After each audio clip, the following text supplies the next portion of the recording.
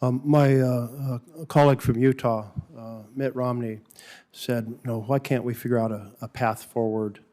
And here we are. It's very clear that many people on my side of the aisle think we need to reduce the deficit by raising revenue from those who pay the least, that is, the rich and the corporations. And my colleagues on the other side of the aisle say we want to do it on spending cuts. And I'm taken back in time to 1974. This committee exists because of the bill that was passed in 1974. And that bill, which was titled the Congressional Budget and Impoundment Control Act, passed with 100% of the senators, every single senator, both sides of the aisle. And the deal was, for reducing the deficit, only for reducing the deficit, we will create a filibuster-free pathway. Now, you might recall that there was intense supporters of the filibuster, and yet every single one of them said, for one purpose, decreasing the deficit, we will have a filibuster-free pathway. And that held for 20 years. And you of all, as experts in this area, I'm sure are well familiar with what happened. And what happened was 1996. In 1996, you have the Gingrich Revolution, and we had essentially a series of bills. One of them was a line-item veto bill, and that was struck down by the Supreme Court. We also had a debate over a balanced budget amendment, and that fell one vote short here in the Senate from passing and failed. And then at that point, the Senate pivoted, the Senate leadership pivoted at that point and said, let's do a massive revenue reduction, a tax cut, a massive tax cut. Well, Democrats said no, and so the Republicans in this body said, you know what, let's use that filibuster-free pathway from 1974. And they proceeded to ask Robert Dove, the parliamentarian, for a ruling that instead of using that filibuster-free pathway for deficit reduction, they could use it for a tax cut that would increase the deficit. And they got the ruling they wanted.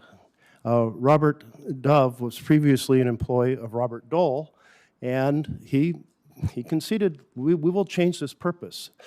It was challenged, and there was a vote on the floor, and the vote was sustained by the majority. The ruling was sustained by the majority. And now we had, after 22 years, we blew up this bipartisan strategy of only using this for deficit reduction.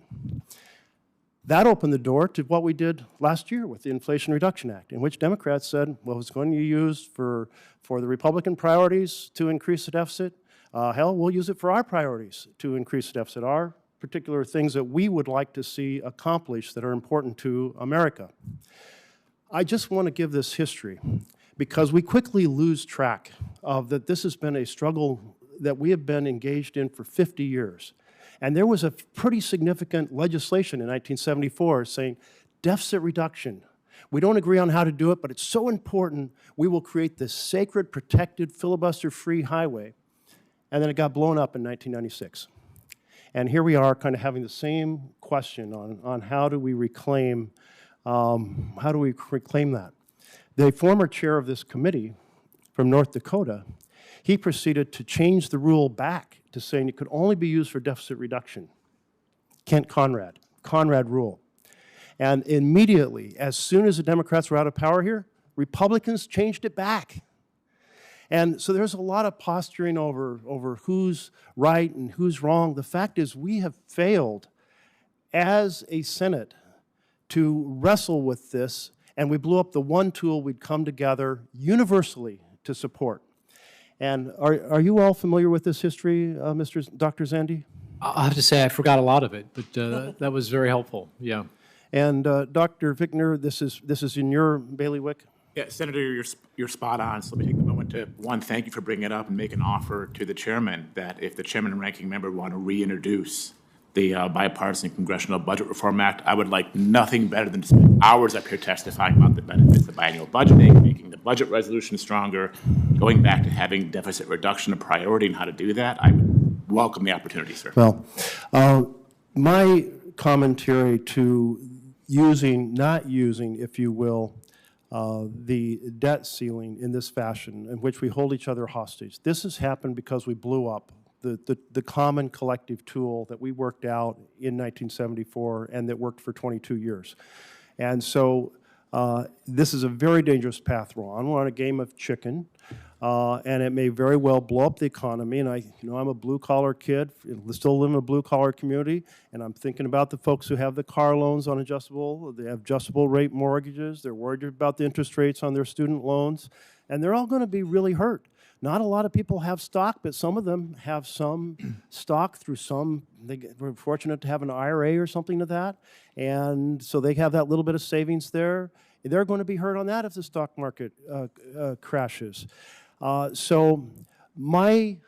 don't know how to put this back together, because even if we were to recreate the 74 bill, that 74 consensus, what we now know is that under political pressure, one party or the other, and it could be the blue side or the red side, is going to get a ruling from a parliamentarian and blow it up and use it exactly the opposite way that it was intended as a moment of political convenience. So I think the right way to deal with this is that we wrestle with spending bills, and those require bipartisan cooperation because they're subject to 60 votes unless we're doing it through reconciliation.